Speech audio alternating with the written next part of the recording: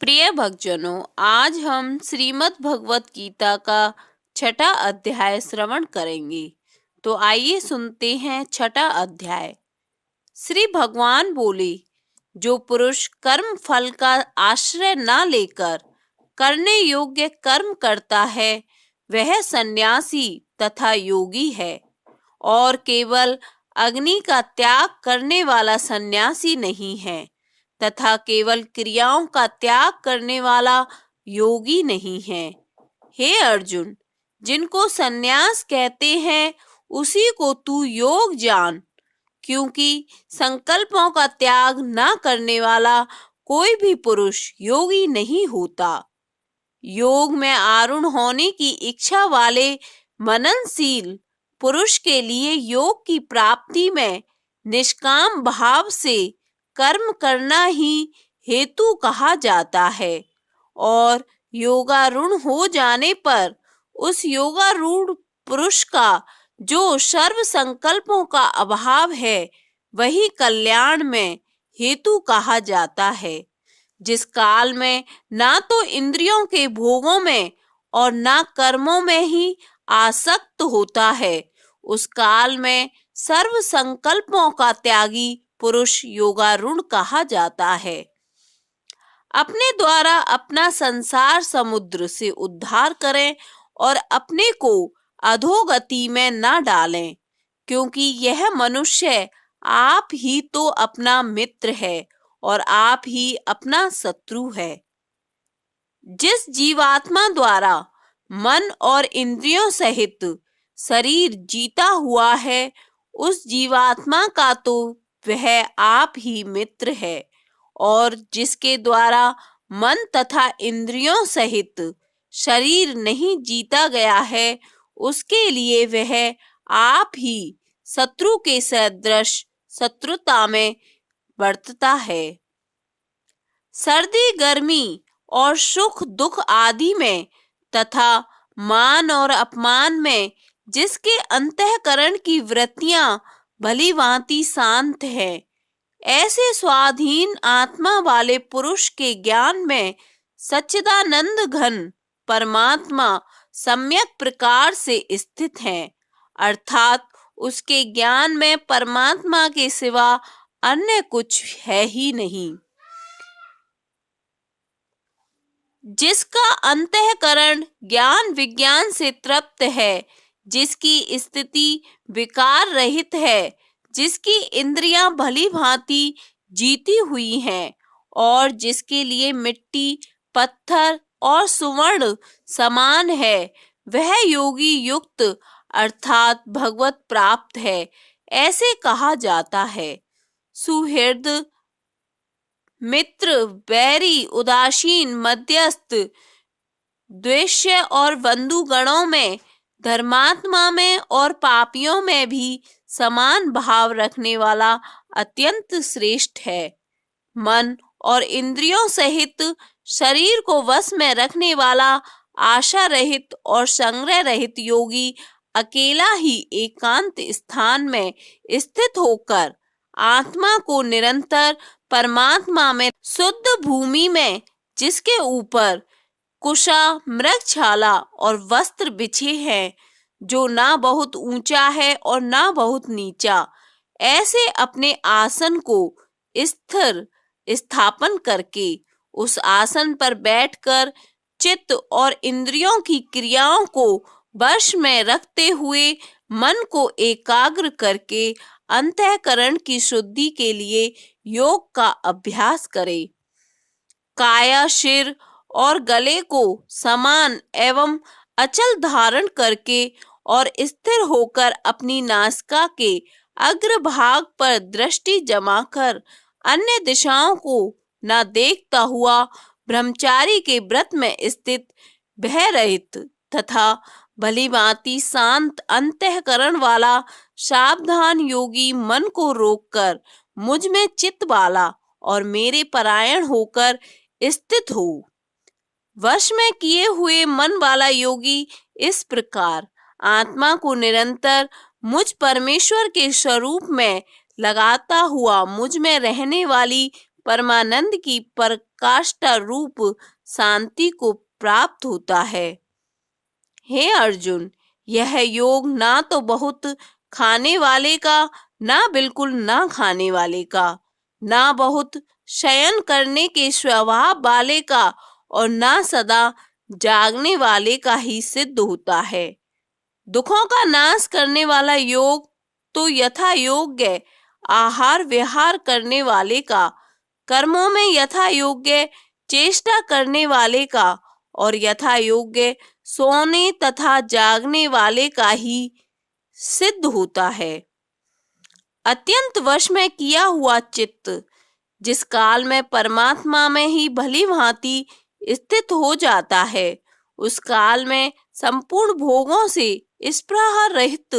पुरुष योग युक्त है, ऐसा कहा जाता है। जिस प्रकार वायु रहित स्थान में स्थित दीपक चलायमान नहीं होता, वैसे ही उपमा परमात्मा के ध्यान में लगे हुए योगी के जीते हुए चित्त की कही गई है। योग के अभ्यास से निरुद्ध चित्त जिस अवस्था में उपराम हो जाता है और जिस अवस्था में परमात्मा के ध्यान से शुद्ध हुई सूक्ष्म बुद्धि द्वारा परमात्मा को साक्षात करता हुआ सच्चिदानंद घन परमात्मा में ही संतुष्ट रहता है, इंद्रियों से अतीत केवल शुद्ध हुई सूक्ष्म बुद्धि द्वारा ग्रहण करने योग्य जो अनंत आनंद है, उसको जिस अवस्था में अनुभव करता है, जिस अवस्था में स्थित यह योगी परमात्मा के स्वरूप में विचलित होता ही नहीं, परमात्मा की प्राप्ति रूप जिस लाभ को प्राप्त होकर उसे अधिक दूसरा कुछ भी लाभ नहीं मानता और परमात्मा प्राप्ति रूप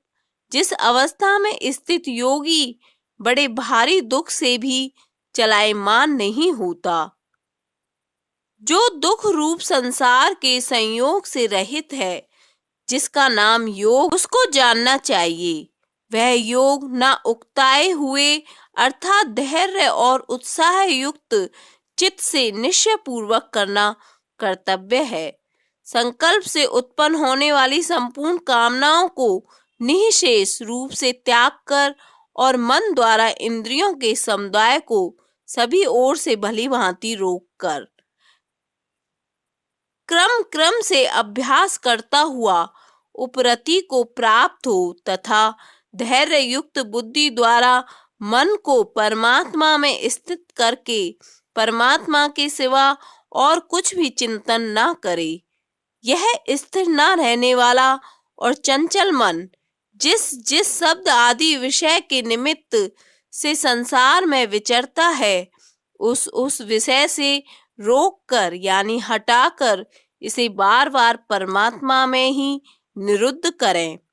क्योंकि जिसका मन भली प्रकार शांत है, जो पाप से रहित है और जिसका रजोगुण शांत हो गया है, ऐसे इस सच्चिदानंद घन ब्रह्म के साथ एक ही भाव हुए योगी को उत्तम आनंद प्राप्त होता है। वह पाप रहित योगी इस प्रकार निरंतर आत्मा को परमात्मा में लगाता हुआ सुख पूर्वक पर ब्रह्म परमात्मा की प्राप्ति रूप अनंत आनंद का अनुभव करता है। सर्वव्यापी अनंत चेतन में एक ही भाव से स्थिति रूप योग से युक्त आत्मा वाला तथा सब में संभाव से देखने वाला योगी आत्मा को संपूर्ण भूतों में स्थित और संपूर्ण भूतों को आत्मा में कल्पित देखता है। जो पुरुष संपूर्ण भूतों में सबके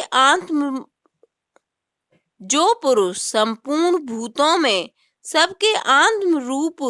मुझ वासुदेव को ही व्यापक देखता है और संपूर्ण भूतों को मुझ वासुदेव के अंतर्गत देखता है, उसके लिए मैं अदृश्य नहीं होता, वह मेरे लिए ही अदृश्य नहीं होता। जो पुरुष एक ही भाव में स्थित होकर संपूर्ण भूतों में आत्म रूप में स्थित मुझ सच्चिदानंद घन वासुदेव को भजता है, वह योगी सब प्रकार से बरतता हुआ भी मुझ में ही बरतता है। हे अर्जुन, जो योगी अपने भांति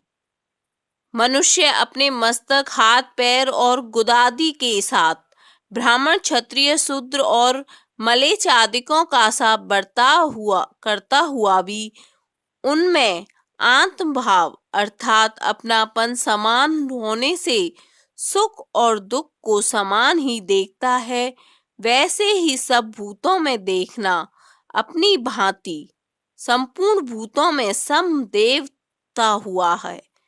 और सुख अथवा दुख को भी सब में सम देखता है, वह योगी परम श्रेष्ठ माना गया है। अर्जुन बोले, हे मधुसूदन,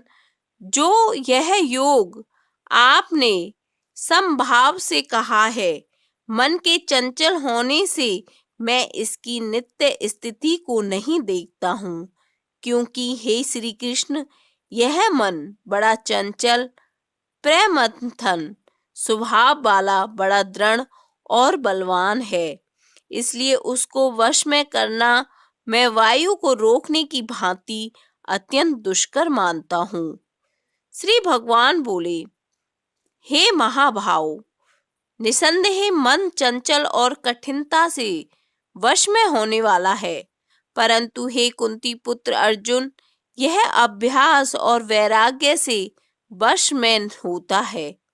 जिसका मन वश में किया हुआ नहीं है, ऐसे पुरुष द्वारा योग दुष्प्राप्य है, और वश में किए हुए मन वाले प्रयत्नशील पुरुष द्वारा साधन से उसका प्राप्त होना सहज है। यह मेरा मत है। अर्जुन बोले, हे श्री कृष्ण, जो योग में श्रद्धा रखने वाला है किंतु संयमी नहीं है, इस कारण जिसका मन अंतकाल में योग से विचलित हो गया है, ऐसा साधक योग की सिद्धि को अर्थात भगवत साक्षात्कार को ना प्राप्त होकर किस गति को प्राप्त होता है। हे महाभाव, क्या वह भगवत प्राप्ति के मार्ग में मोहित और आश्रय रहित पुरुष छिन्न भिन्न बादल की भांति दोनों ओर से भ्रष्ट होकर नष्ट तो नहीं हो जाता? हे श्री कृष्ण, मेरे इस संशय को संपूर्ण रूप से छेदन करने के लिए आप ही योग्य हैं, क्योंकि आपके सिवा दूसरा इस संशय का छेदन करने वाला मिलना संभव नहीं है। श्री भगवान बोले, हे पार्थ, उस पुरुष का ना तो इस लोक में नाश होता है और ना परलोक में ही, क्योंकि हे प्यारे, आत्म उद्धार के लिए अर्थात भगवत प्राप्ति के लिए कर्म करने वाला कोई भी मनुष्य दुर्गति को प्राप्त, योग भ्रष्ट पुरुष पुण्यवानों के लोकों को अर्थात स्वर्ग आदि उत्तम लोकों को प्राप्त होकर उनमें बहुत वर्षों तक निवास करके फिर शुद्ध आचरण वाले श्रीमान पुरुषों के घर में जन्म लेता है।